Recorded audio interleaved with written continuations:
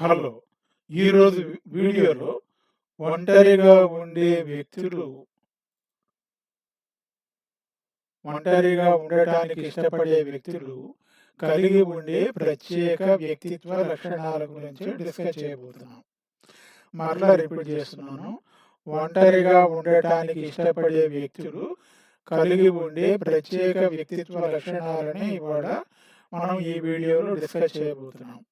ఒకవేళ మీరు ఒంటరిగా ఉండేవాళ్ళైతే మీలో ఈ వ్యక్తిత్వ లక్షణాలు ఉన్నాయేమో గమనించండి. లేదా మీ చుట్టుపక్కల వాళ్ళలో ఎవరైనా ఎప్పుడు ఒంటరిగా ఉంటుంటే ఈ లక్షణాలు ఉన్నాయేమో గమనించండి.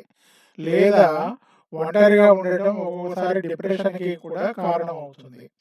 డిప్రెషన్ లాంటివి అంటే దిగుళ్ళు ఉండటం, పరధ్యానంగా ఉండటం, అన్నం తినకుండా ఉండటం, నిద్రపోకుండా ఉండటం, ఇవి డిప్రెషన్కి క్లోజ్గా ఉండే లక్షణాలు. కాబట్టి అటువంటి లక్షణాలు ఉంటే వెంటనే దగ్గరలో ఉన్నటువంటి డాక్టర్ సలహా తీసుకోండి, లేదా సైకాలజిస్ట్ సలహా తీసుకొని దానికి తగినటువంటి థెరపీని తీసుకోండి. థెరపీని తీసుకోవడం వల్ల డిప్రెషన్ నుంచి బయటికి రావచ్చు. ఒంటరిగా ఉండటం అనేది ఒక్కొక్కసారి పర్సనాలిటీ ట్రైట్లో ఉంటుంది. ఆ పర్సనాలిటీ ట్రైట్లో ఉండటం అనేది ఆ వ్యక్తుల యొక్క సహజ లక్షణాలు.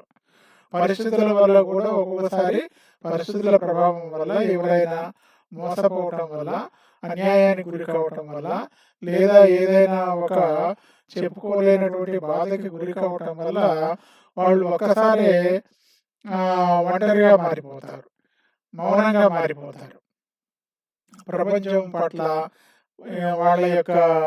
వాళ్ళ అవసరాల పట్ల, చుట్టుపక్కల జరిగే వాటి పట్ల ఆసక్తి కోల్పోతారు. ఆ విధంగా ఆసక్తి కోల్పోవడం అనేది ఒక్కోసారి ఆ షాక్కు సంబంధించినటువంటి లక్షణం. కాబట్టి ఆ షాక్ ఏంటో మరి ఒక ఎన్ఎల్పి థెరపిస్ట్ కాడికి కానీ, సైకాలజిస్ట్ కాడికి కానీ వెళితే వాళ్ళు వాటిని తొలగిస్తారు. అంటే షాకింగ్ అయినటువంటి, ఘోరమైనటువంటి, పొరపాటుగా చేసినటువంటి, లేదా కావాలని చేసినటువంటి అఘాయిత్యాలు ఉంటే, గిల్ట్ ఉంటే, లేదా వాళ్ళ పట్ల ఎవరైనా దుర్మార్గంగా వ్యవహరిస్తే ఆ అనుభవాలు అనేవి వాళ్ళ ప్రవర్తన మీద ఇప్పుడు లేకుండా చేయడానికి ఎన్ఎల్పిలో మంచి టెక్నిక్స్ ఉన్నాయి. ఎన్ఎల్పి థెరపిస్ట్ కానీ, హిప్నోథెరపీ కానీ వాడితే అవి తగ్గుతాయి.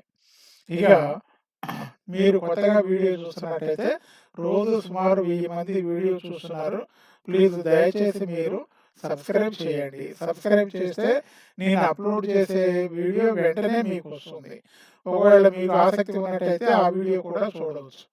అదేవిధంగా ఒక చిన్న అనౌన్స్మెంట్, వీడియో లోపలికి ఆ వ్యక్తిత్వ లక్షణాలు చెప్పుకునే లోపల ముందుగా ఒక చిన్న అనౌన్స్మెంట్. జనవరి 31వ తారీఖు నుంచి నేను కోచింగ్ ప్రోగ్రామ్ స్టార్ట్ చేస్తున్నాను. Free coaching program, 90 days free coaching program చేస్తున్నాను. అదేవిధంగా దీంతో పాటు పెయిడ్ ప్రోగ్రామ్ కూడా ఉంటుంది, ఫ్రీ ప్రోగ్రామ్ ఉంటుంది. ఫ్రీ ప్రోగ్రాంలో మీరు ఆసక్తి ఉంటే చేరండి, లేదా పెయిడ్ ప్రోగ్రాంలో చేరండి. ఫ్రీలో ఉన్న వాటికంటే పెయిడ్లో ఎక్కువ ఇన్పుట్స్ ఉంటాయి. కాబట్టి ఇది జనవరి 31న స్టార్ట్ అవుతుంది. కాబట్టి లిమిటెడ్ సీట్స్ ఉన్నాయి.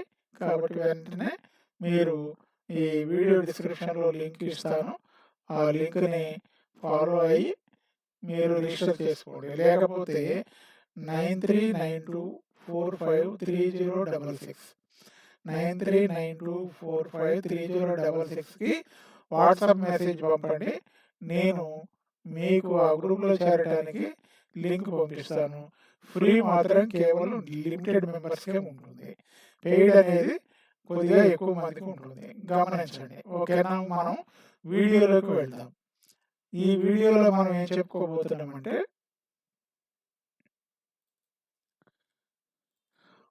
ఒంటరిగా ఉండటానికి ఇష్టపడే వ్యక్తులు కలిగి ఉండే వ్యక్తిత్వ లక్షణాల గురించి ఈ వీడియోలో చెప్పుకుంటున్నాం. అయితే ఒంటరిగా ఉండటం అనేది వ్యాధి లక్షణం కాదు. ఒక్కొక్కసారి వ్యాధి లక్షణం కూడా అవుతుంది.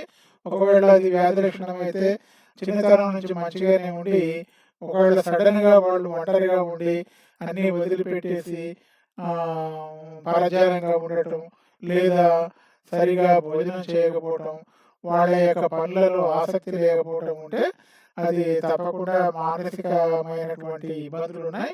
వాళ్ళు తప్పకుండా మరి వైద్యుడి సలహా తీసుకుంటే లేదా సైకాలజిస్ట్, ఎన్ఎల్పి థెరపిస్ట్ సలహా తీసుకుంటే వాళ్ళు ఇంప్రూవ్ అవుతారు.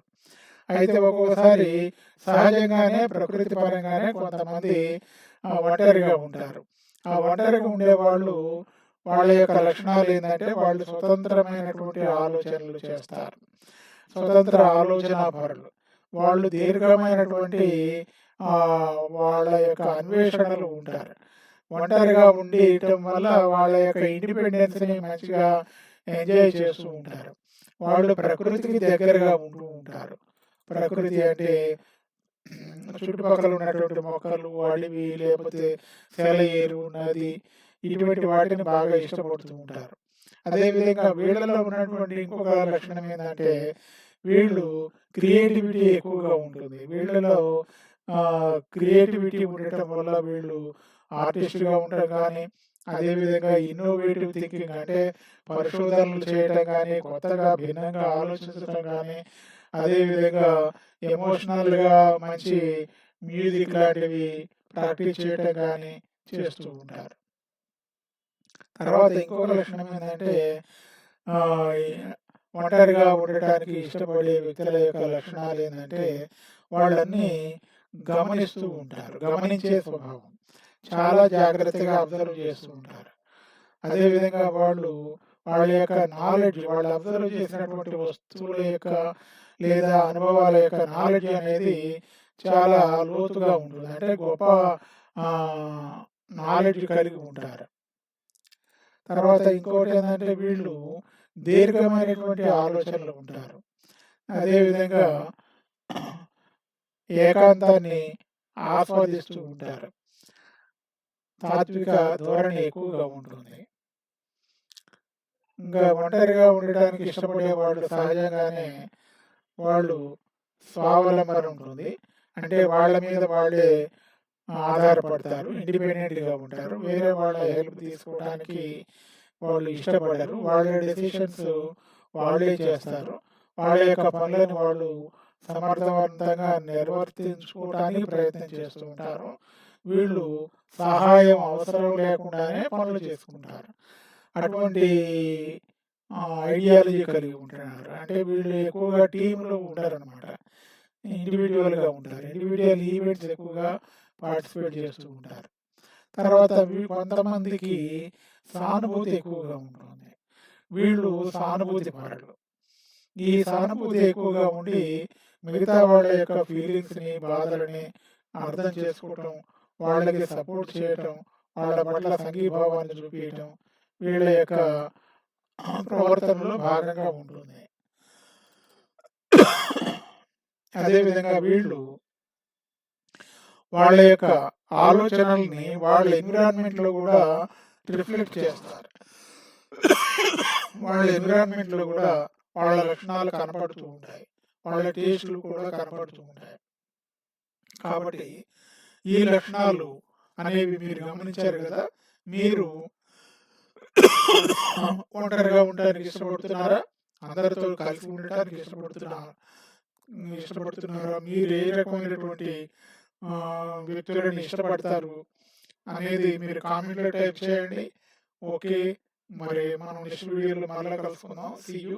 By bye. Thank you for watching the complete video.